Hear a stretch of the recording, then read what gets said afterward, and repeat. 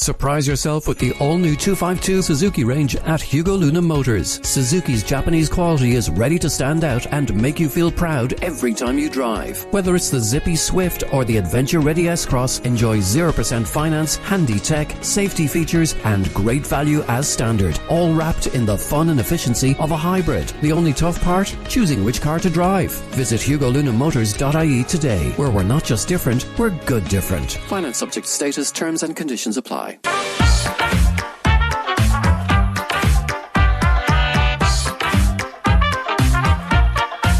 Good evening and welcome to Encore, your weekly arts and entertainment show on Midlands 103 with Zoe Ryan sitting in for Claire O'Brien, bringing you the best of what's happening across Laois, Offaly and Westmeath. On this evening's show, out with the old and in with the new.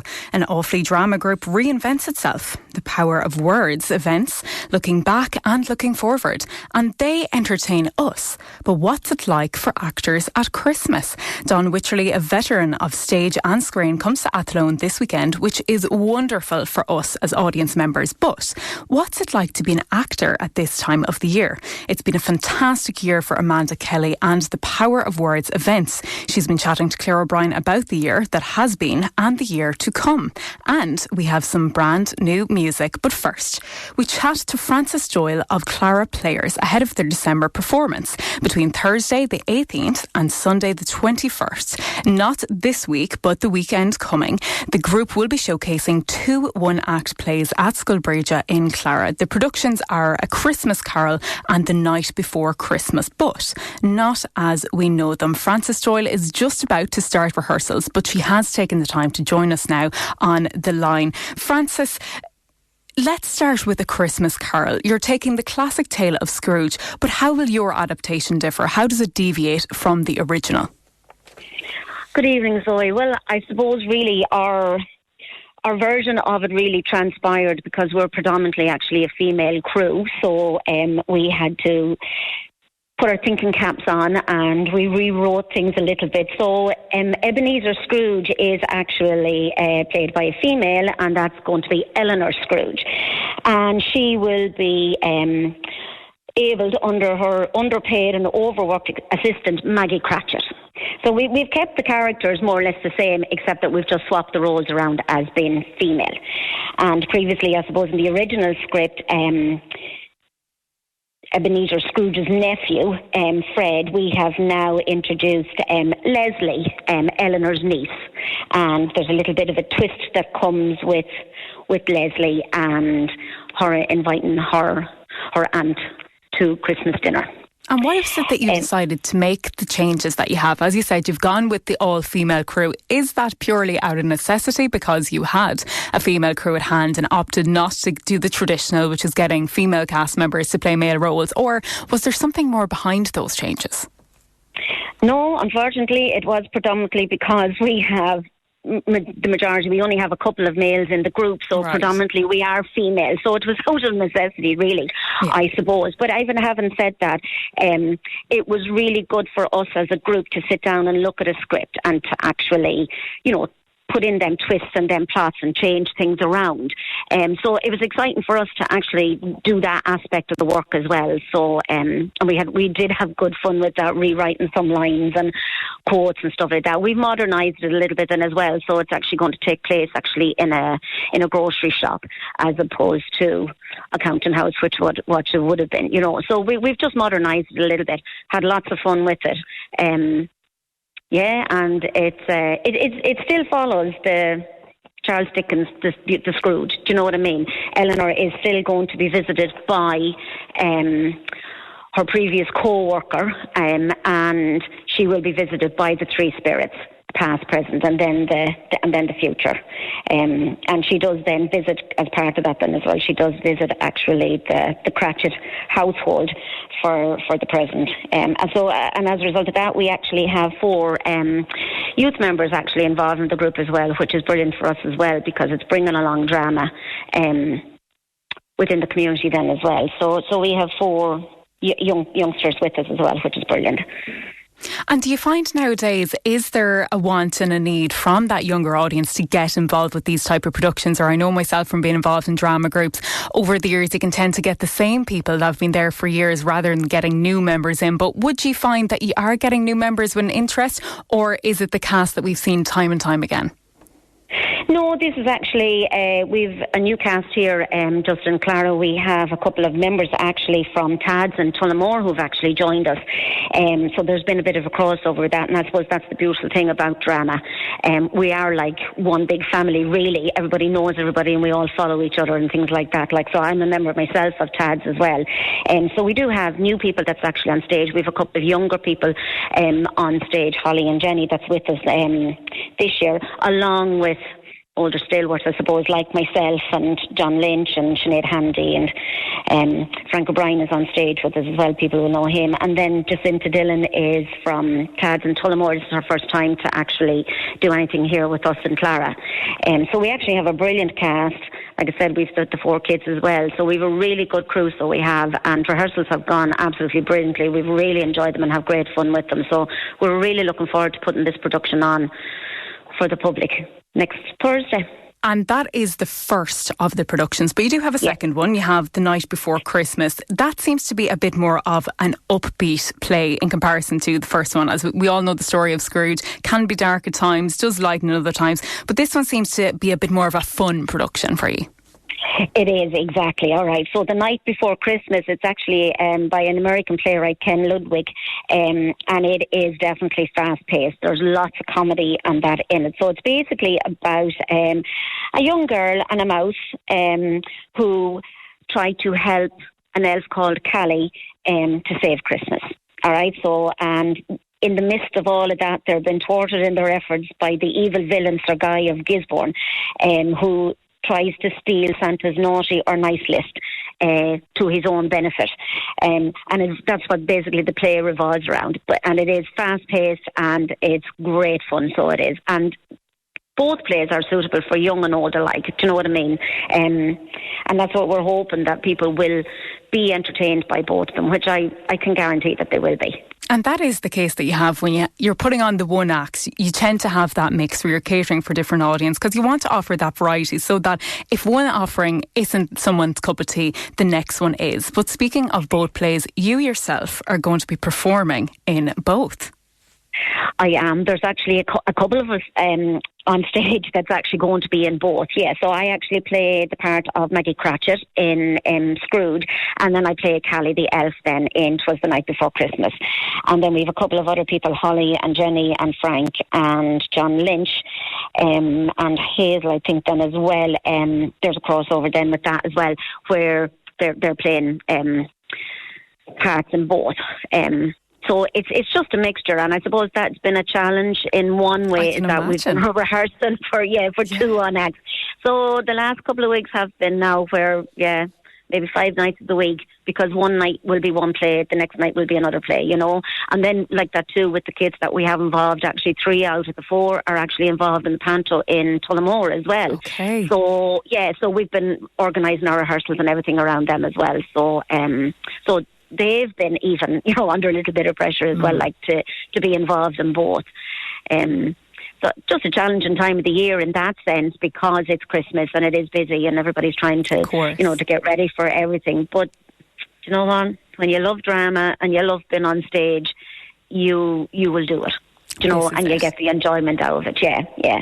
So our director, for both plays, is actually Aidan Digan, and Aidan has actually got a small part actually in 'Twas the Night Before Christmas, which is brilliant that he's on stage as well. So, just to be part of it as well, and to have a bit of fun and a bit of crack with it as well. So kind of when he was upstage, there's one of our 2 of us are down here helping direct him on stage. Do you know what I mean? So we've kind of flipping that role around. Yeah.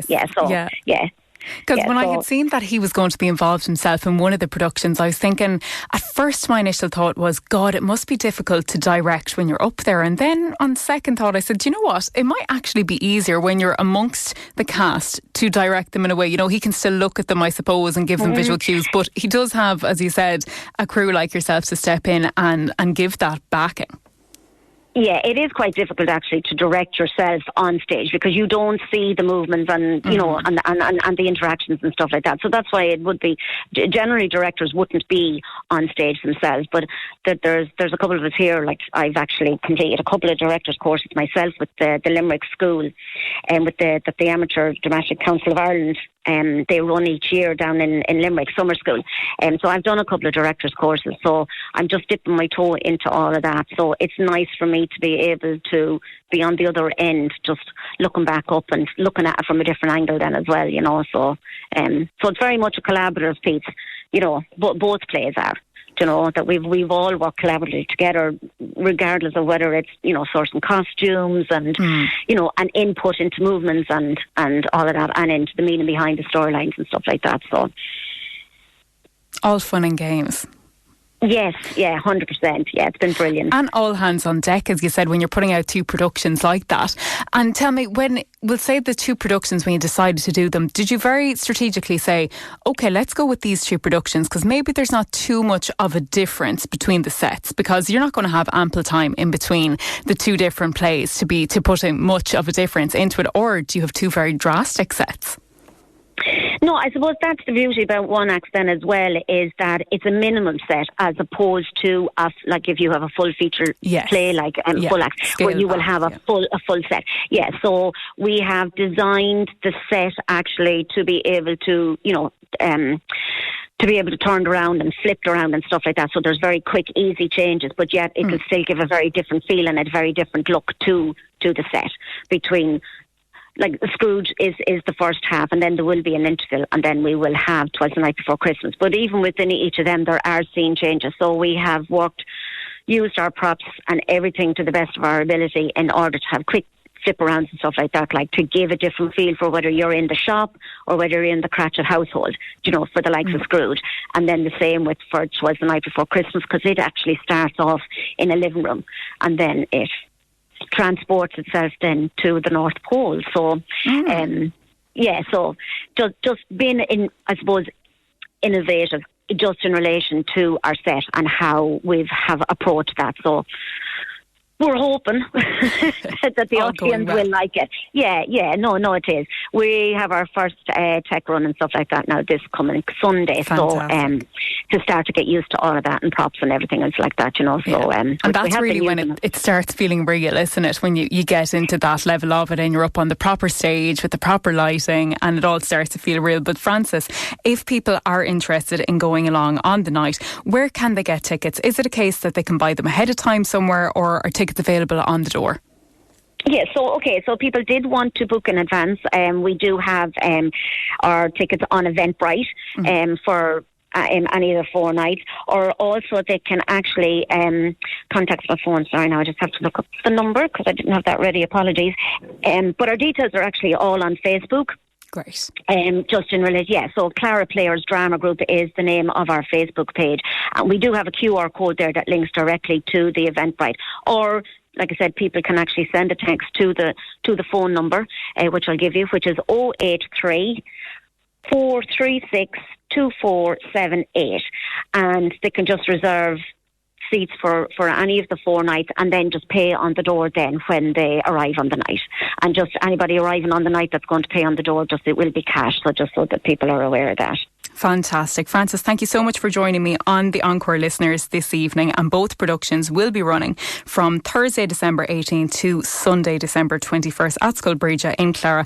And tickets can be gotten in all of the places there that Frances has gone through, so you can get it ahead of time or on the door. But if you are a history buff, perhaps you're partial to a bit of politics, or you're a fan of the arts, you won't want to go anywhere, because this one coming up is for you. You are listening to Encore in Midlands 103 with Zoe Ryan in the presenter's chair tonight for Claire O'Brien. My next guest is currently starring in the one-man play Paddy, the life and times of Paddy Armstrong, portraying one of the Guildford Four who spent 15 years in prison wrongly accused of the Guildford bombings. That is going to be at the Dean Crowe Theatre this weekend on Saturday, December 13th. It is a powerful story of injustice, resilience and hope based on Armstrong's memoir Life After Life. life. This one-man play is a tour de force, and actor Don Wycherley, who has been touring it around the country, is here to tell me all about it. Don, you're very welcome on the show this evening. Thanks for having me, Zoe. Don, the role of Paddy is an emotional roller coaster, I can imagine. How has it been inhabiting those shoes?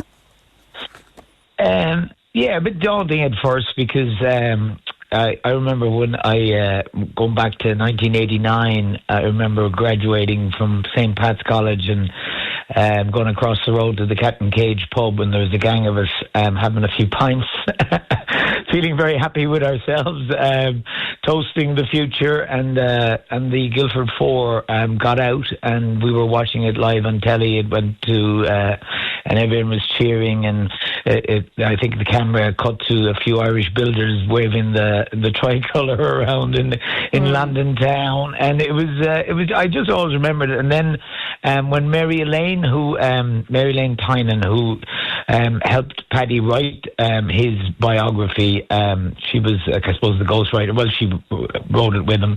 She was a friend of. She was actually taught by Paddy's wife in Holy Faith in Clontarf, and then she ended up teaching there after she became a teacher, and they became friends. And Paddy was approached by a publisher and said, would he write his biography? And he said, I couldn't possibly. But then Mary Elaine, through Caroline, Paddy's wife, convinced him to write it, and she said, I'll help you. And that's where the book about Paddy's life was. It's called Life After Life. And that was Paddy's biography, co-written by Mary Elaine. And Mary Elaine had always thought that it could be a great play, and so she approached me and gave me the book, and I had never read it. And even though he lives not far away from me, I used to see him going in and out of the bookies, and I never had the courage to go up and go, I remember you getting out of prison. But so he's a great man for the bookies. I suppose the life story then, I read it and I reread it, and we said, how could this become a play? And we started working on it, and over time she said, would you like to meet Paddy? And of course that was, I wanted to meet him, and I got invited in by himself and Caroline into his home, and I met his children, and I met him, and I spoke to him, and the stories are very forthcoming. He's a very funny black humoured Belfast raconteur, and he would be jumping around from story to story of Belfast, growing up and in prison, and it was just, there was so much to draw on. Our biggest difficulty was cutting the play down to an hour and 10 and 15, so we fought a lot, myself and Mary Elaine, over what should stay in the play and what should be jettisoned. But I think ultimately we were happy with what we've gone to. We've been touring the play for the last year. It's been receiving great plaudits. It's up for some sort of Broadway awards. They're kind of a new award that have taken over, and we've been getting great reviews. We've been to the Irish Cultural Centre in London. They want us back. It went so well. Gareth Pearce, the lawyer who represented the Guildford Four, you might know, everyone will know kind of the film with Daniel Day-Lewis about In the Name of the Father, about that he'd be probably the better known Jerry Conlon, a member of the Guildford Four, but very few people know Paddy's story, which is he's a quieter man, and Daniel Day-Lewis didn't play him in a movie, and so his story up until this point has been relatively unknown, and so we're glad to now make that story known. And I was a little nervous. We played it first in a little theatre above a pub in Clontarf called the Viking Theatre, and we got himself and Caroline in to watch the first time we performed it. Right. I think that's the most nervous I've been, actually. Just him and his wife, and he was kind of chuckling away at the mentions of his family, him growing up in Belfast, all that stuff on Falls Road, Lemon Street, and it was great. And the only thing he said to me once is, he said, I thought maybe they might have got someone better looking to play me. Right character. He's just going to say it to your face, really. Yeah. He's a character, and he'd be telling you about making hooch, prison hooch inside in the cell, and the screws are bringing in apples, and one of the screws would bring in a bag of apples, and they'd be fermenting them behind the radiators. And you're just going, And it is like, he's just a very humble, gentle man, and in no way involved in any bombing of anybody. And having done the research and having done that, you realise here's a man that did 15 years for something he had nothing to do with. They said he drove to Guildford from London. He said, I don't drive. I've never had a car in my life. They said, you drove, you did this, and it was just the Surrey police. He bears no ill will towards any. The girl he was going out with, Carol Richardson. She was only 18 at the time of sentencing. An English girl. He was going, what was she involved in? She wouldn't have been.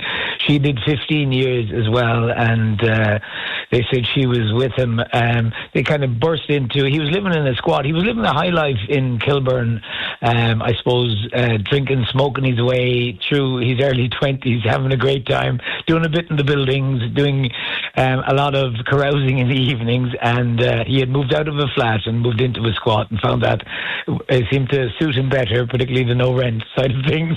And he was just, and the door was burst open one morning, and in came the SWAT police and said, you're our guy. He's going, guy for what? Do you know what I mean? Yeah. So, and in the end, it's just shocking what happened. And his solicitor, Alistair Logan, who has been championing the play from the very beginning, when he went in, he was assigned, no big firm would take on the case, and he said, surely, I said, I'm just a solicitor in a single practice here, it's too big, it's too press big for me. And they said, well, no one else. He said, surely some of the big companies would have some young good lawyer, and they said, well, they're guilty. And he said, what do you mean they're guilty? Surely until proven guilty. Do you know what I mean? He said, well, they did it. You know, nobody wants to be representing the bombers. Yeah. And he was going, but and so he tells about going in to meet Paddy with a shivering wreck after a few days of, terrible torture and writing his confession, which he can't even remember. Do you know what I mean? Carol Richardson was high, and when she was caught, and they kept her high, so she'd sign anything. So the only one he bears a grudge towards is the Surrey Police Department, who stitched them up. They really needed the conviction. And he said, in talking to me, he's going, sure, they must have been under fierce pressure, to get a conviction. I said, yeah, but they got you. You know what I mean? How do you... He's kind of quite complacent about, he's well, in the same position, what would I have done? But at the same time, he's a little bit angry at the police. And he says stuff like, I wonder where it would have ended up if things had gone differently. And it's an amazing to have a conversation with this man. And his life was changed so hugely as a result of that. Of course. Still has, I realise I'm talking too much. So no, but look, there's so much in the story to unpack. It doesn't surprise me at all that you said you really struggled to whittle it down to what you were going to actually include in it, because, as you said, there's so much in that one story. Yeah. But Don, this really is the time of year, I suppose, when the public, we love going out, loads of fun for us. But what's it like as an actor? You're the one who has to be up on set. You're still working at the time when everybody else is on their holidays. Yeah, I'll get me a few drinks in. All right, don't worry about it. Maybe not in Athlone, because a few of the ones that are farther away might stay over, but I'll probably drive back because I live in Dublin, Zoe. But look, I don't know.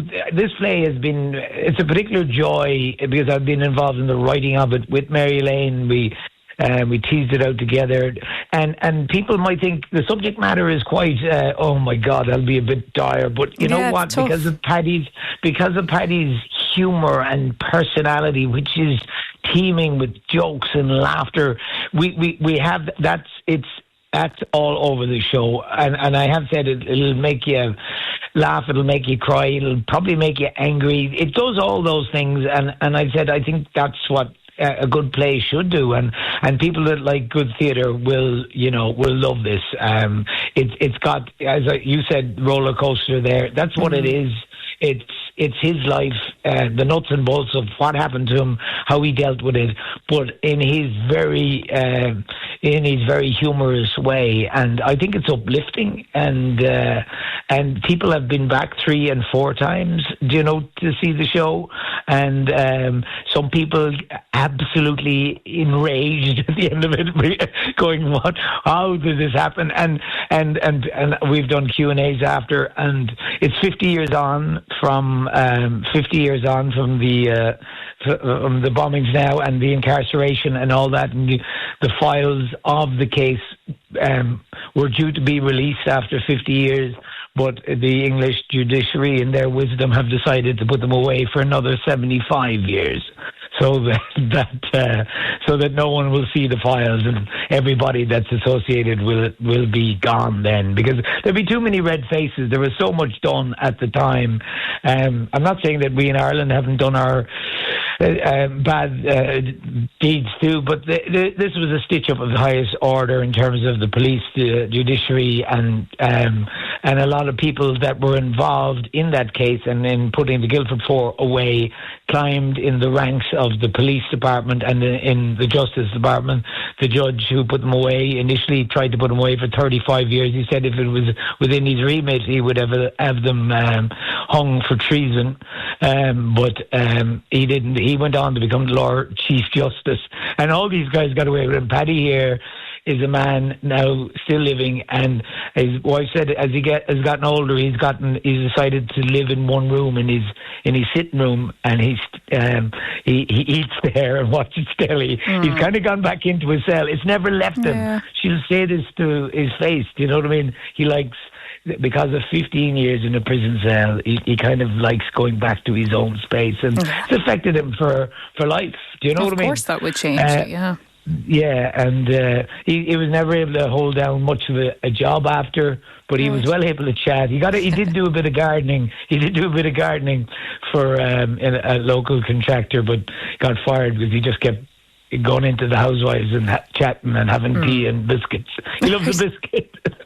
The way to Paddy Armstrong's heart is a latte and a custard cream. Yes. There you go. A man of simple taste. But Don, you've played so many varied different characters over the years. We don't have the time to go into now, but everything from father to Ed to everything in between. But you did also have an involvement in a film that perhaps a lot of people might be tuning into over the next few weeks, which is Angela's Christmas, which was an Irish animation. What character was it that you played a part in that? I don't know where you're going there. What was the question, Zoe? How did you were involved in Angela's Christmas, which obviously is an animation. So, what role was it that you played in that? We did 2 of them. There was a first Angela something.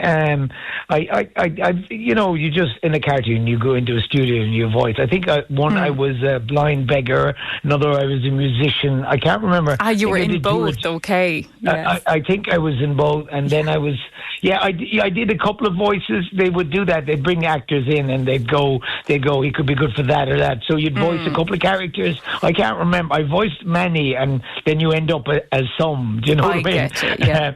So it was nice to be in it. But I remember watching it and I thought it was beautiful. It is. I only actually watched it myself the other evening. I was wrapping presents and I was throwing on Christmas shows in the background, and I said, I've never watched this. I'm going to watch it. So that's why I was interested to know what role you played. I haven't, to be honest now, I can't remember. It depends on which one. There was Angela's. It was the first one. I think it was the blind beggar was the role that you played in, or the accordion player. That. Yes, yeah. The accordion, something like that. Yes, yeah. Fantastic. Don, I'd love to speak to you all day because you're just a wealth of knowledge and enthusiasm on it, but no doubt that enthusiasm will encourage people to get down and watch the show. I hope the people of Athlone will come out in their droves and stop spending all that money in the Christmas shopping. Come in and see this very important play. Exactly. Yeah. Well, Don, thank you so much for speaking with me this evening. And that is Paddy, The Life and Times of Paddy Armstrong, which will be in the Dean Crowe Theatre. And you get all information on that, including where you can book it. But still to come, are you in need of a retreat? And if so, you won't want to miss what's coming up after this. Fall in love with 252 exclusive offers on the Citroën range at Hugo Luna Motors today. Explore our impressive collection of Citroën cars and vans, where advanced comfort, style, safety and reliability all come together. Order your 252 today and take advantage of low-rate finance, a €500 deposit contribution and avail of a free home charger. Book your test drive today at hugolunamotors.ie. Citroën, for everyone, like no one. Citroën. We are into the final segment of this week's instalment of Encore with myself, Zoe Ryan. Now, although Claire couldn't be with you tonight, we are about to be graced with the soothing tones of her voice. Earlier this week, she caught up with Amanda Kelly, founder and creative director of The Power of Words, starting with discussing the success of this year's open mic nights. Open mics have been actually a huge success, Claire. Started around a year ago. So they ran through the whole of 2025 and was kindly supported by Creative Ireland Laois. And the idea of it was, I suppose, I had noticed from the festival, the Power of Words Festival over the 5 years that ran, that the open mic events were extremely popular. It just gave people the opportunity to come and read a poem or a story or sing a song in a very relaxed, informal way. And so I knew that was something that people wanted. So that is kind of primarily what we did throughout 2025. On a monthly basis, we met initially in Morrissey's pub, and then they were undergoing renovations, so we moved up to Mooney's, just behind the library here in Abbeyleix, and a smaller venue, more intimate again, really lends itself to feeling cosy and safe. And people come from not just the town, but from the county and beyond, travelling in some bad weather, which astounds me sometimes to be here. And so they come up and share their poetry, stories, songs, or play a tune on an instrument, or just share a memory or a thought. And it's just a non-judgmental setting. There's no one judging them or giving huge feedback other than a clap, and we move on to the next person. So it kind of goes, it lasts 2 hours. We do it between 7 and 9, and people get a couple of turns of sharing. So you'll get at least 2 opportunities to share a piece of work. And we kind of keep it to 3 to 5 minutes per piece, just that, nobody's going on too long, or just to keep it moving. And kind of every second or third item then is music, because with the best will in the world, if you're just hearing people talking all the time, it can get quite tiring, as you know.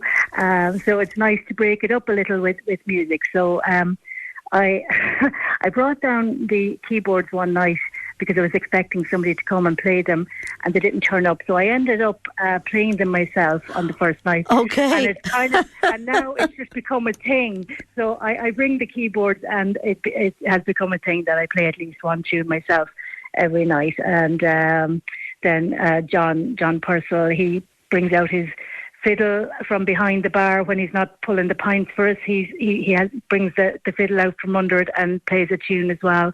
And whoever else comes in with guitars or any other instrument. And it's great as well, with the poetry, a lot of poetry and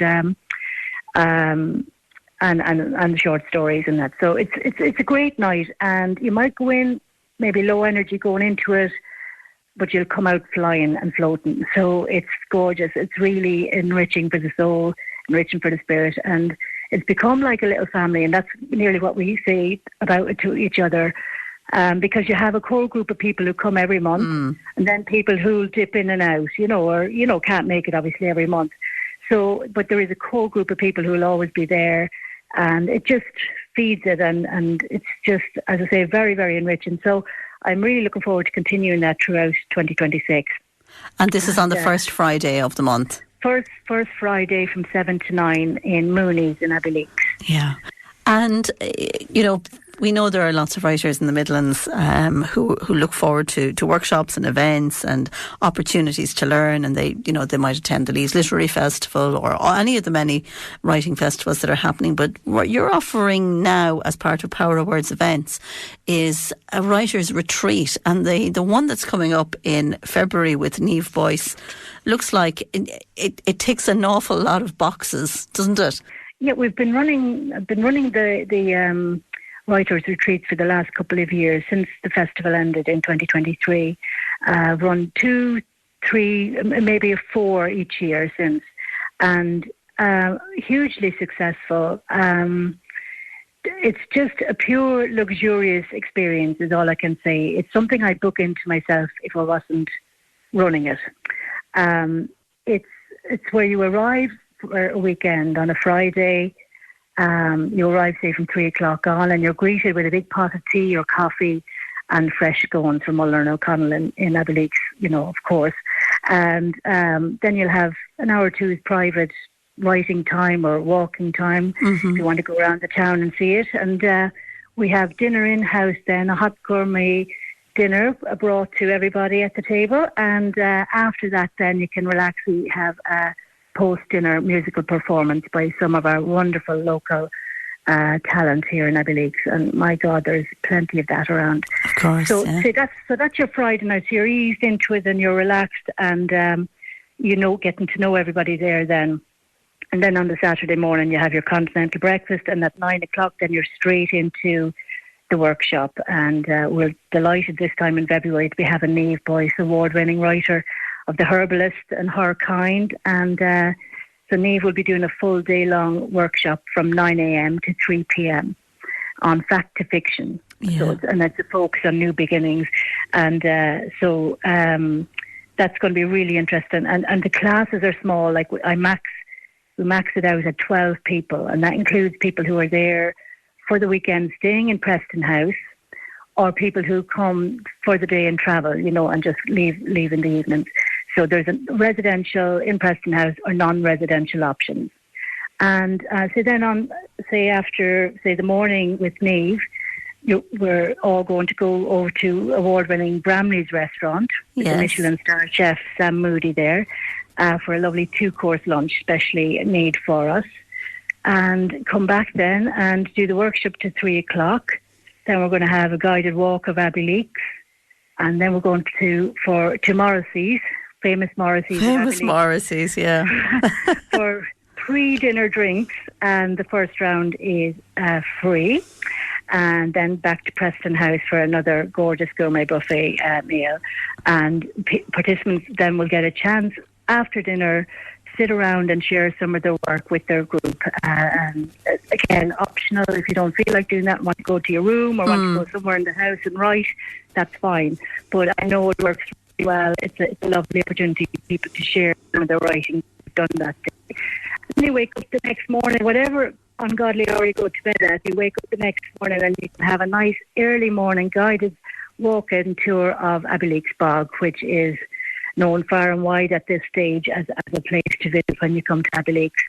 And then you can come back. And it's fabulous for people who haven't been around Abbeyleix Bog already. That is just a fabulous... Absolutely. Great facility. And actually people have said, we're coming back, we're bringing our families back. And it's, so it's a real highlight of Abbeyleix, as is Abbeyleix in general, as the heritage town that it is. So beautiful and so much to see and learn about in Abbeyleix, So it does bring people back in a different capacity at another time. So it's a lovely introduction to Abbeyleix. As I say, people come from all over the country to be with us. So it might be their first time in Laois and first time in Abbeyleix, other than passing through maybe or whatever. Yeah. And they are blown away by it. So it's, I'm very proud to be living in Abbeyleix. It's a fabulous town with so much to give. And so on the Sunday then, it finishes up at lunchtime. It'll give people time to travel back and get ready for the work on the Monday or whatever, So that's the February retreat. And then we have another one coming up in May then with John McKenna. Yeah. Award-winning writer and playwright and actor, and former RTE producer John McKenna. John will be doing a very specific retreat, the midweek one, Monday to Wednesday, on the life and work of Leonard Cohen. Now, I know a huge amount of people are interested in Leonard Cohen, so that should be of huge interest to anyone that is. That will be running the 11th to the 13th of May of 2026, and the details will be going up on our website after the February retreat has ended.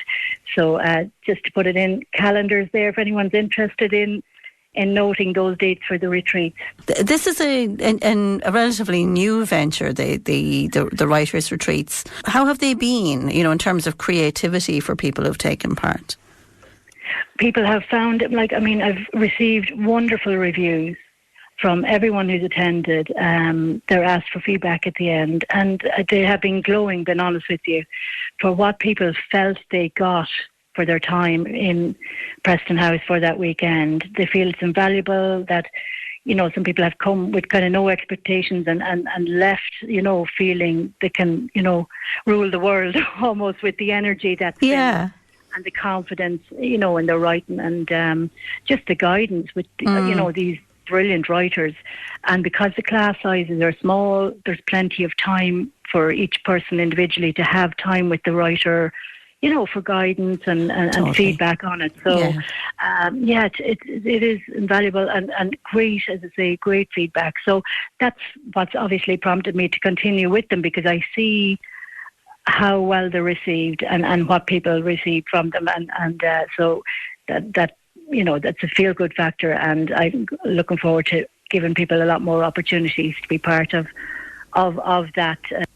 And you can find out more about the Power of Words at powerofwords.ie. And that's where, if you're thinking of gifts for Christmas, you can pick up gift vouchers there too. That's all for me this evening. Thank you to Claire O'Brien for putting the show together, to all tonight's guests for giving their time, and to you for listening at home or in your car, wherever you may be tuning in this evening. And if there is anything going on in your area that you'd like to see featured on the show, please do send an email to encore@midlands103.com. Joe Cooney's up next with Country Roads, showcasing the best in Irish and American country music until 10 p.m. I had a bit of a sneak peek there at his playlist, and there's even a few Christmas songs coming along. So, I'm very into the Christmas music at the moment. Gets me in the mood for the festive season. So I'll be looking forward to those on my journey home this evening. Until next time, good night. To hear this or any of your favourite Midlands 103 shows again, go to the podcast section of midlands103.com or search for the programme name in your favourite podcast app. With DS at Hugo Luna Motors, choose to experience our 252 special offers on the latest DS models today, in diesel, hybrid or fully electric, at Hugo Luna Motors for Ban Street, Cloughan. HugoLunaMotors.ie.